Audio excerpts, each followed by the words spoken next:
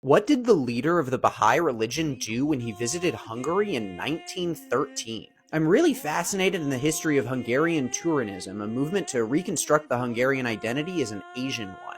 When I learned that Abdul Baha, the son of the founder of the Baha'i faith and a central figure of the religion, spoke at the Turanian Society, which tried to form relationships with people thought to be related to the Hungarians like Turks, Chinese, and Japanese, I had to learn more. And if you don't know, Baha'i is a religious movement that was developed in the 1800s that advocates for the unity of all peoples and religions as was taught by the Bab, an Iranian thought to be the messenger of God. After the Bab's execution, Baha'u'llah founded Baha'i based on the Bab's teachings, which were globalized by his son Abdul Baha, and today there are as many as 8 million Baha'i adherents kind of all over the world. But anyway, Abdul Baha visited Budapest in 1913, and much of his trip centered around conversations with Arminius Vambry, a famous explorer, polyglot, and spy who first encountered followers of the Bab when traveling in disguise in Persia. Vambry was born Jewish, converted to Calvinism, then to Islam, then to Zoroastrianism, and nobody knows for sure, but it's believed that he died an adherent to the Baha'i faith. Unsurprisingly, Armin Vambry played a crucial role in Abdul Baha's visit to Budapest. Abdul Baha also spoke to the Hungarian Muslim Gyula Germanus, as well as the founder of modern Islamic studies Ignaz Goldziher, and Abdul Baha's speech to the Turanian Society was quite interesting. On the one hand, he praised the society for bringing together various nations and races, but he also encouraged unity between all nations, which specialized organizations like the Turanian Society couldn't do.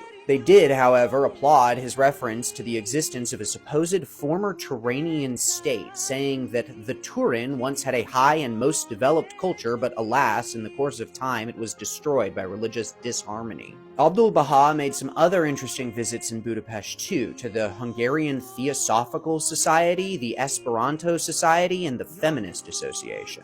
This whole episode is quite interesting to me. Fortunately, Baha'i organizations have compiled some pretty good records of it. It was written that there wasn't a single Baha'i adherent in Hungary before he had arrived, and when he left, there were about 30. Now, more than 100 years later, there are believed to be more than 1,000 Baha'i in Hungary. Interestingly, many Baha'i organizations focus on outreach to the Romani or Gypsy population, so today, Roma apparently make up a sizable portion of that group. But anyway, thanks for watching, and if you're interested in more of the history of Hungarian Turanism, follow me on TikTok, Twitter, and Instagram.